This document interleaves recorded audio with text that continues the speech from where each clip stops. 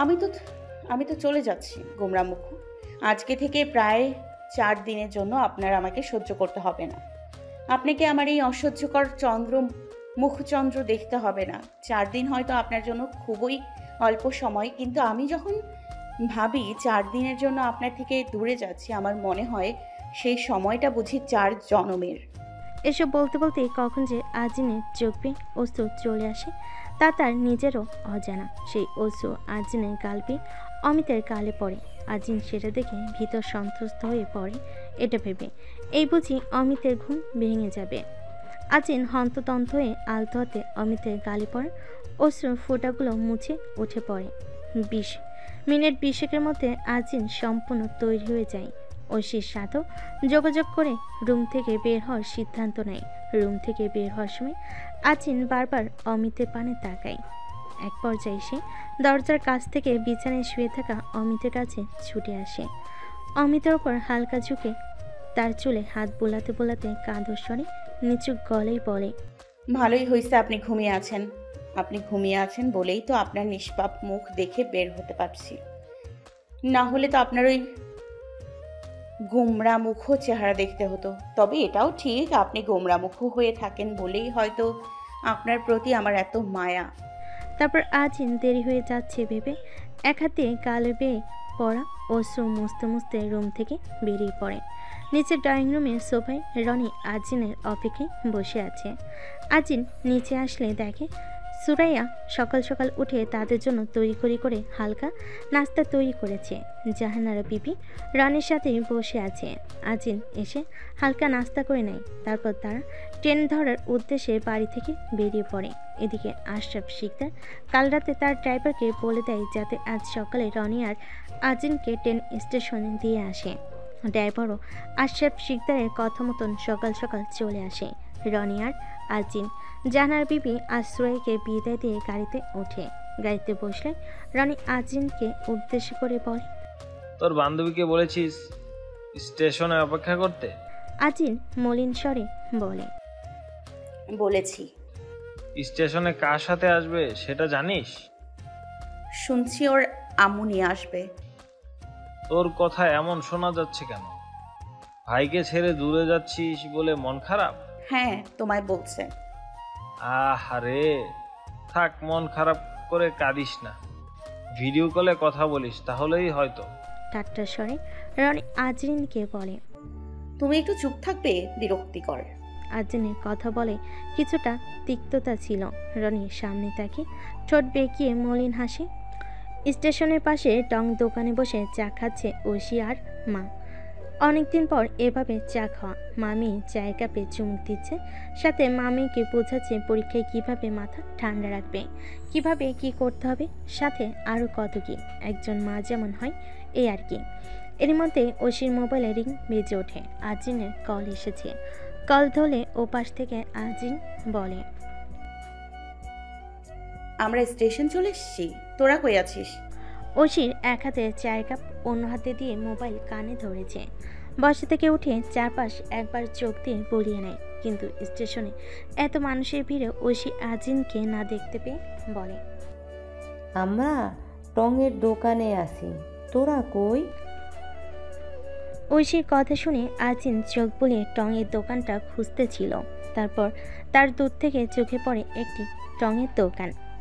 সেখানে একটা মেয়ে দাঁড়িয়ে কথা বলছে। পাশে একজন মহিলা মেরুন কালার হিজাব পরে বসে আছে।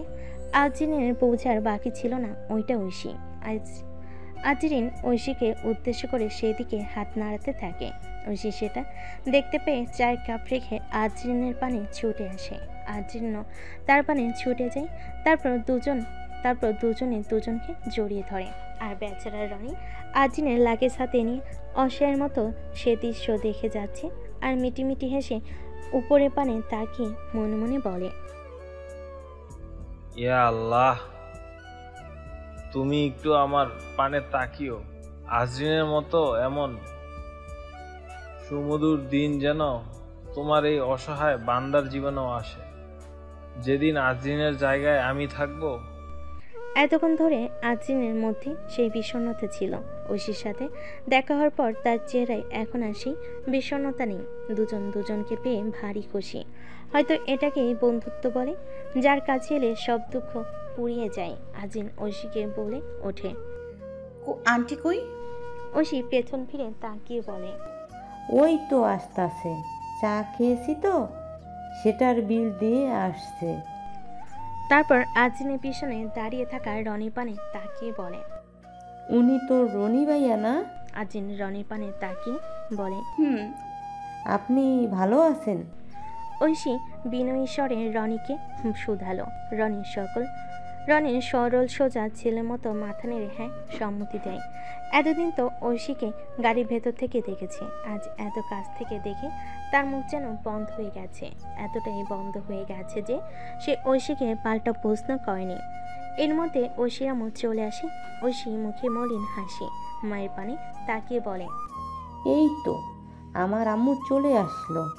আজরিন বিনয়ী হয়ে বলে। আসসালামু আলাইকুম আন্টি, ভালো আছেন? মুখে হাসি নিয়ে ঐশীর মা বলে, ওয়ালাইকুম আসসালাম। আলহামদুলিল্লাহ ভালো, তুমি কেমন আছো? এই তো আন্টি, আলহামদুলিল্লাহ ভালো। ঐশীর আম্মু আজিনের চিবুকে হাত দিয়ে বলে, বাহ, তুমি তো দেখতে বেশ মিষ্টি। ঐশী সারাদিন তোমার কথা বলে। তারপর রনি পানে তাকিয়ে বলে, তোমার ভাই বুঝি? জি আন্টি। রনি লজ্জা সংকোচ হয়ে বলে, ভালো আছেন? এই তো আলহামদুলিল্লাহ ভালো, তুমি? আলহামদুলিল্লাহ।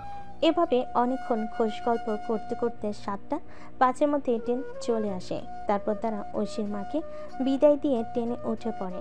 আজিন আর ঐশী এক সিটে বসে, আর তাদের সামনের সিটে রনি বসে। কিছুক্ষণের মধ্যে তাদের ট্রেন ছেড়ে দিবে। তার মধ্যেই রনির মোবাইলে একটা কল আসলে সে উঠে ট্রেনের দরজার কাছে কথা বলতে চলে যায়। ঘড়িতে তখন রাত 8টা।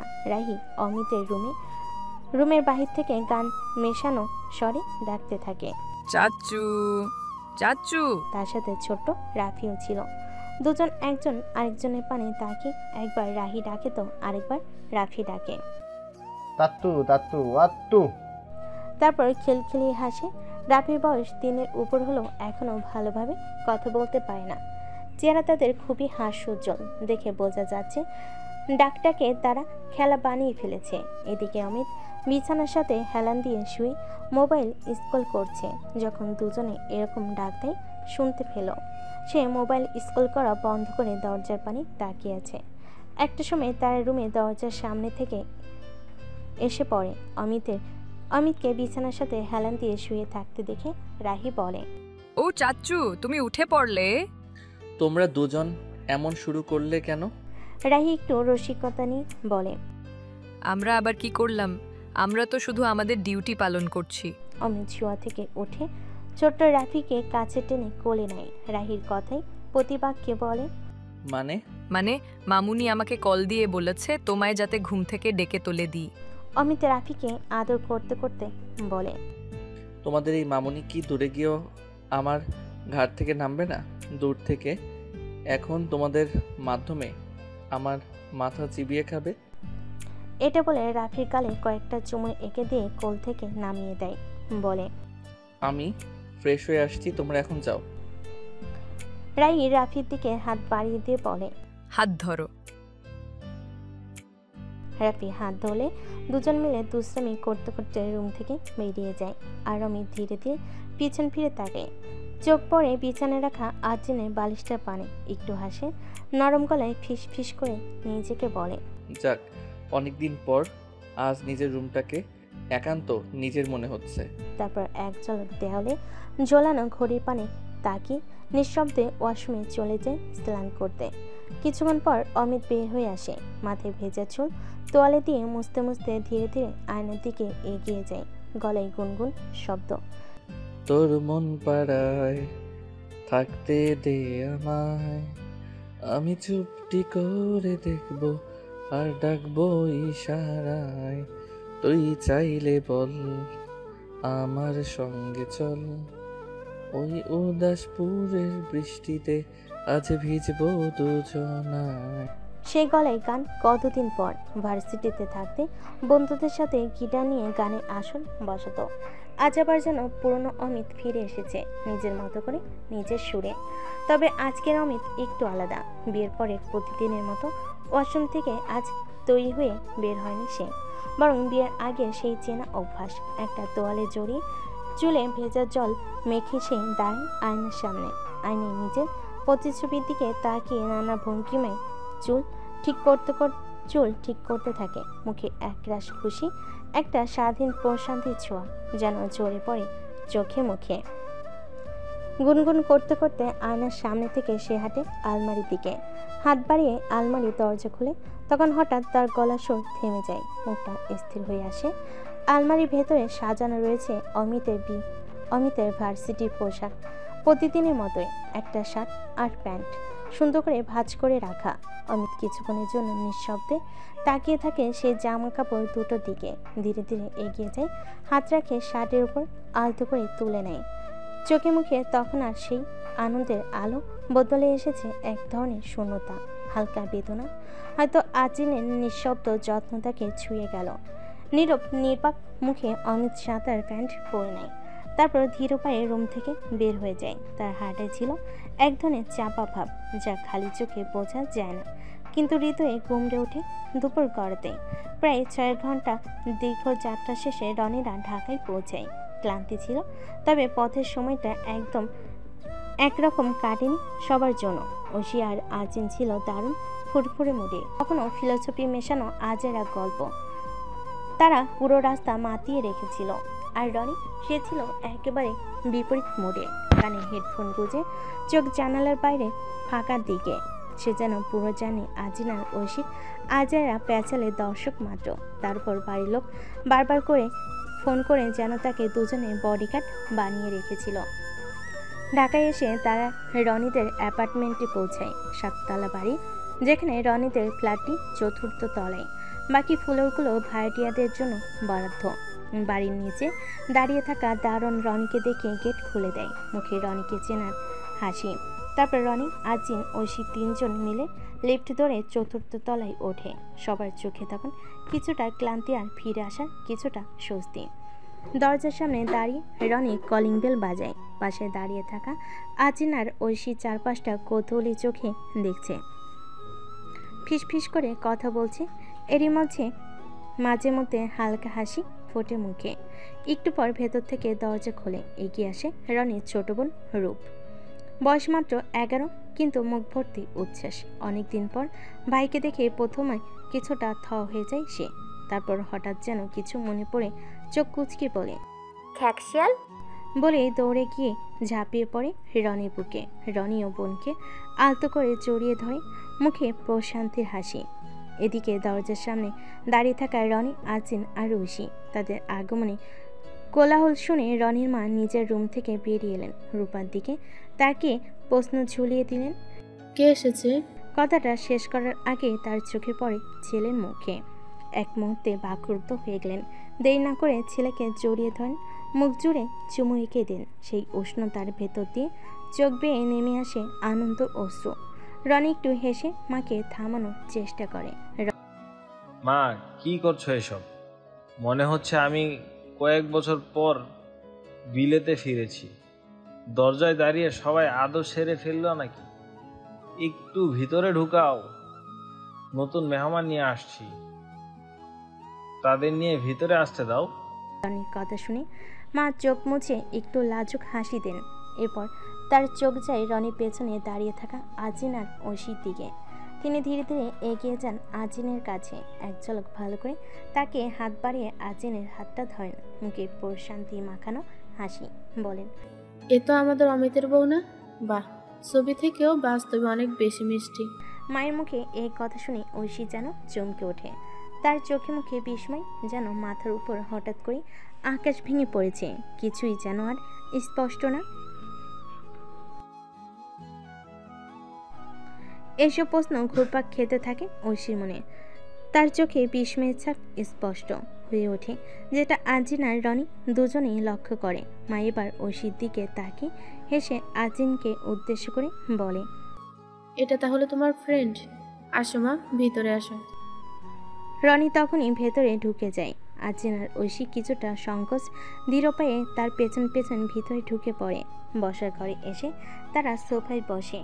রনি সোজা চলে যায় নিজের রুমে, আর রনির মা তাদের হালকা নাস্তা দিতে চলে যান কিচেনে। আজিনের পাশে থাকা সোফায় বসে আছে রূপা। তা দেখে আজিন রূপাকে ডেকে নিজের পাশে বসায়, শুরু করে হালকা টুকটাক গল্প। ও পাশে ঐশী এখনও পুরোপুরি ঘোরের মধ্যে। আজিন যে অমিত ভাইয়ের স্ত্রী, এই তথ্যটাই যেন পুরো বিশ্বাস ভুবন ওলটপালট করে দিয়েছে। সেই ভাবনা নিয়েই একটা জগৎ গড়ে নিয়েছে নিজেদের মধ্যে। একসময় কিচেন থেকে রনির মা রূপাকে ডাকে, আর রূপা তৈরি করে করে উঠে চলে যায়। রূপা চলে যেতেই ঐশী আজিনকে ঠেলে ঠুলে খোঁচাতে শুরু করে, আর আজিনের মুখে বিরক্তির হাসি। বলে, কিরে, তোর আবার কি হলো? ভূত প্রেত দেখতে পাস নাকি? ঐশী নিচু গলায় ফিসফিস করে বলে, দোস্ত, আন্টি ওই সময় আসলে কি বললো রে? আজিনের ঠোঁটে একটু হাসি খেলে যায়। সে জানে ওইটি ঠিক কি জানতে চাইছে, তবু সে ইচ্ছে করে বলে, কোথায়? কি বললো? ঐশী এবার একটু গম্ভীর স্বরে বলে, মজা করিস না, আমি সিরিয়াস। অমিত ভাইয়া, উনি তোর হাজবেন্ড, কিন্তু তুই তো বললি উনি তোর খালাতো ভাই, তুই রনি ভাইয়ার বোন। আজিন এবার একটু চুপ করে থাকে, তারপর ধীরে শান্ত গলায় বলে, আচ্ছা, এটা নিয়ে তোর প্রশ্ন থাকাটাই স্বাভাবিক। শোন, আন্টি যা বলেছেন ঠিক বলেছেন, আর তুই যা শুনেছিস সেটাও ঠিক শুনেছিস, এটাই সত্যি। একটু থেমে আজিন করুণ স্বরে আবারও বলে, দোস্ত, তোকে আমি সবটা বুঝিয়ে বলবো, কিন্তু একটা রিকোয়েস্ট, এই বিষয়টা কাউকে বলিস না। দেখ, তোকে আমি কতটা বিশ্বাস করি। আমার জীবনের এমন একটা সত্য যেটা আমার পরিবারের বাইরে কেউ জানে না। আজ তুই জানলি, আমার বিশ্বাস তুই আমার বিশ্বাস নষ্ট করবি না। ঐশী কিছু না বলে চুপচাপ আজিনের মুখের দিকে তাকিয়ে থাকে। তার চোখে তখন বিস্ময় নয়, বরং সাথে বিশ্বাসেরও ছায়া। ঠিক তখনই রনিমা হাতে ট্রে ভর্তি হালকা নাস্তা নিয়ে ফিরে আসে। পেছনে রূপা, আর চোখে মুখে আনন্দের ঝিলিক। ভার্সিটি শেষে দুপুরে ক্লান্তি বুকে চেপে বাড়িতে ফিরে অমিত। উপরে বেলকনি দিয়ে নিজের রুমের দিকে এগোতেই এক মুহূর্তের জন্য থমকে যায় সে, যেন কিছু একটা ভুলে গিয়েছে। হ্যাঁ, তার বউ নামের মেয়েটি আজ বাড়িতে নেই। রুমের দরজার সামনে দাঁড়িয়ে চারপাশে তাকিয়ে থাকে সে। রুমটা যেন কথা বলছে, না বলা এক শূন্যতায় ডুবে আছে সব কিছু। সকালে কমফোর্টারটা যেভাবে বিছানায় এলোমেলো করে রেখে গিয়েছিল সেটা সেভাবেই পড়ে আছে। গোসল শেষে বিছানায় ফেলে যাও ভেজা তোয়ালেটা শুকানো হয়নি, সেগুলো ঠিক আগের জায়গাতেই। আয়নার সামনে রাখা কসমেটিকগুলো এলোমেলোভাবে পড়ে আছে। অমিতের রুমটা অগোছালো থাকা নতুন কিছু না। আজিন আসার আগে সে নিজেই এমন রাখত, অথচ আজই অগোছালো রুমটাকে যেন খুঁচিয়ে খুঁচিয়ে মারছে। খুঁচিয়ে বলছে মেয়েটা আজ বাড়িতে নেই। চুপচাপ হেঁটে রুমে ঢুকে অমিত। হাতে ধরা ল্যাপটপ ব্যাগটা নিয়ে গিয়ে আজিনের টেবিলের উপর রাখে। তারপর বিছানার এক কোণে পড়ে থাকা একটা তোয়ালে হাতে নেয়। হাতের মধ্যে সে তোয়ালে ছোঁয়ায় চোখে ভেসে ওঠে সেদিনের কথা, যেদিন আজিন বেলকনিতে তোয়ালে শোকাতে দিয়ে রুমে আনতে ভুলে গিয়েছিল। আর অমিত সে ভুলে যেন আজিনকে অনেক কথা শুনিয়েছিল, খারাপ ব্যবহারও করেছে। কিন্তু এরপরও সে মেয়েটি তার প্রতিদিন রেখে যাওয়া তোয়ালেটা ছাদ থেকে শুকিয়ে এনে আলমারিতে গুছিয়ে রাখত। সেই কথা মনে পড়তে অমিতের বুকের ভেতর হঠাৎ একরকম খালি খালি অনুভূতি জন্ম নেয়। অনুশোচনা, অপরাধবোধ আর এক ধরনের রাগের। আর হঠাৎই তার হাতে থাকা তোয়ালেটা বিছানায় ছুঁড়ে ফেলে দেয়। তার চেহারায় ক্রোধের ছাপ স্পষ্ট, কিন্তু সেই ক্রোধ আসলে নিজের প্রতি নাকি এই নির্জীব অগোছালো রুমটার প্রতি তা সে নিজেই জানে না। গলা শুকিয়ে আসে তার। পানি খেতে ছোটে টেবিলের জগের দিকে, কিন্তু জগটাও খালি। রাগ যেন টকবক করে ফোটে তার ভেতর। দরজার কাছে গিয়ে চেঁচিয়ে ওঠে, মা, মা, বাড়িতে কি কেউ নেই? সুরাইয়া, কেউ আছো? তার কণ্ঠে রাগের সাথে এক ধরনের বিরক্তিও মিশে আছে। তার চেঁচানোর শব্দ শুনে সুরাইয়া জাহানার বিবি হন্তদন্ত হয়ে রুমে আসে। জাহানার বিবি চোখে আতঙ্ক, কিন্তু কণ্ঠটা নরম। বলে, কি হয়েছে বাবা, এত চেঁচাচ্ছিস কেন? অমিত গম্ভীর গলায় বলে, চেঁচাচ্ছি মানে? জগে পানি নেই, রুম এলোমেলো। এই বাড়িতে কি কারোর সময় নেই এগুলো গুছিয়ে রাখার? সুরাইয়া ভয় মিশ্রিত দৃষ্টি জাহানারা বিবির পেছনে দাঁড়িয়ে। জাহানার বিবি রুমের চারপাশ একবার তাকিয়ে নিয়ে ধীর কণ্ঠে বলেন, তুই তো তোর রুমে কাউকে ঢুকতে দিস না, কিছুতে হাত দিতেও দিস না, তাই আর কেউ আসেনি। অমিত রেগে বলে, তাই বলে পানির জগেও পানি থাকবে না? রুমটা কি কেউ না থাকলে বন্ধ থাকে? সুরাইয়া ভয় কাপা কাপা কণ্ঠে বলে। ভাই 5 মিনিট সময় দাও, আমি ঠিক করে দিচ্ছি সব। অমিত কিছুটা সময় চুপ থাকে, তারপর কিছু না বলে চুপচাপ বিছানা থেকে একটা তোয়ালে তুলে নেয় আর ওয়াশরুমের দিকে পা বাড়ায়। এদিকে অমিত ওয়াশরুমের দরজা বন্ধ করতে সুরাইয়া আর জাহানার বিবি তাড়াহুড়ো করে রুমটা গোছাতে শুরু করে। অমিত ওয়াশরুমে গিয়ে ঝর্ণার নিচে দাঁড়িয়ে পড়ে। ঠান্ডা পানির ধারায় নিজের মনটা কিছুটা ঠান্ডা হয় বটে, কিন্তু কতগুলো প্রশ্ন তার মাথার ভেতর কিলিবিলি করে। বিয়ের আগে তো আমি এমনই ছিলাম, এলোমেলো, নিয়মহীন, স্বাধীন। তাহলে এখন এই এলোমেলো রুম দেখে কেন এত রাগ হলো? কেন এমন আচরণ করলাম? আমার আবার শরীর খারাপ হলো নাকি? নাকি মনের ভিতর কিছু হয়েছে? শেষ প্রশ্নটাই অমিত একটু মলিন হাসি দেয়, হয়তো নিজেকে ব্যঙ্গ করে। এদিকে রুমটা গুছিয়ে ফেলে সুরাইয়া আর জাহানারা বিবি। রুম থেকে বেরিয়ে আসে হাঁটতে হাঁটতে সুরাইয়া বলে, আপনার ছেলের অনেক উন্নতি হয়েছে মা। আজরিন ভাবি জাদু জানি কি জানি না, তবে মানুষটাকে অনেকটা গুছিয়ে দিয়েছে। জাহানার বিবির মুখে একরাশ প্রশান্তির হাসি, তারপর চোখে দুশ্চিন্তার ছায়া। গুছিয়েছে কিনা জানি না, কিন্তু ছেলের রাগটা কমাতে পারলাম না। ওর রাগটা এখনো আগের মতোই রয়ে গেছে। আল্লাহ না করুক ওর এই রাগটাই যেন ওর জীবনে আবার কোনোদিন অভিশাপ না হয়ে দাঁড়ায়।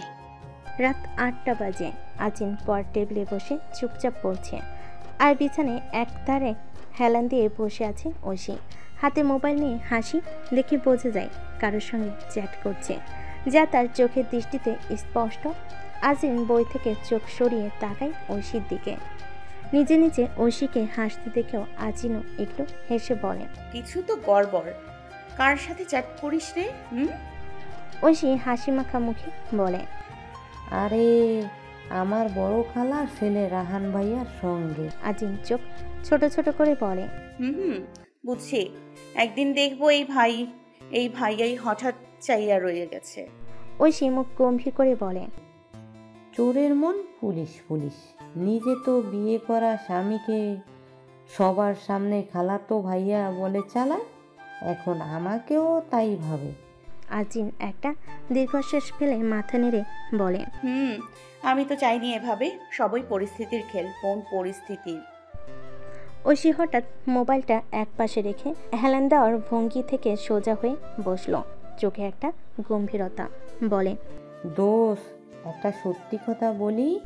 আজিন মুচকি হেসে বলে, মানে এতদিন সব মিথ্যা বলতে?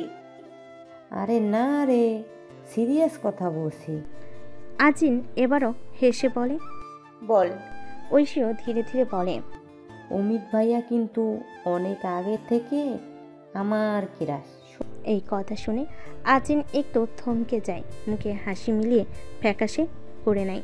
বলে, কি বললি? সত্যি বলছি। আজিন গলার স্বর নরম করে বলে, ওনার আর আমার সত্যিটা জানার আগ পর্যন্ত, তাই না? তারপর ঐশীর দিক থেকে চোখ সরিয়ে বইয়ের পাতায় দৃষ্টি রাখে আজিন। মৃদু হাসি নিয়ে আরও বলে, আজ থেকে তুই আমাকে আন্টি আর অমিত ভাইয়াকে আঙ্কেলের চোখে দেখবি, বুঝলি? ঐশীর মুখে দুষ্টু হাসি টেনে বলে, পোড়া পোড়া গন্ধ আসতেছে। তবে এটা ঠিক, অমিত ভাইয়া তোর হবার আগে আমার ক্রাশ ছিল। এখন যদি সম্পর্ক বদলাতে হয় তুই বদল করবি, আমি কেন করব? এটা বলে সে আবার মোবাইল তুলে হাতে নেয় আর আগের মতো হেলান দিয়ে বসে যায়। আজিন ঐশীর পানে তাকিয়ে একটু বিরক্ত গলায় বলে, দোষ, এবার একটু পর। অনেক তো মোবাইল ঘাটলি। ঐশী বলে, আমি তো তোর মতো বিদ্যাসাগরের মেয়ে না যে দিন রাত বইয়ের পেছনে পড়ব। এই কথার মাঝে আজিনের মোবাইলে রিং বেজে ওঠে। কানে শব্দ ঢুকতেই আজিনের বুকের ভেতর কেমন যেন করে ওঠে। ভাবি উনি বুঝি কল দিল। আসার পর থেকে আজিন অপেক্ষায় আছে অমিতের একটা কল, একটা মেসেজ। আর এই সামান্য চাটুকু নিয়ে তার মন প্রতীক্ষার চাই ঢেকে আছে। এদিকে ততক্ষণে রিং শুনে ঐশী আজিনকে বলে ওঠে, এই যে তোমার মহারাজের কল তো চলে আসলো।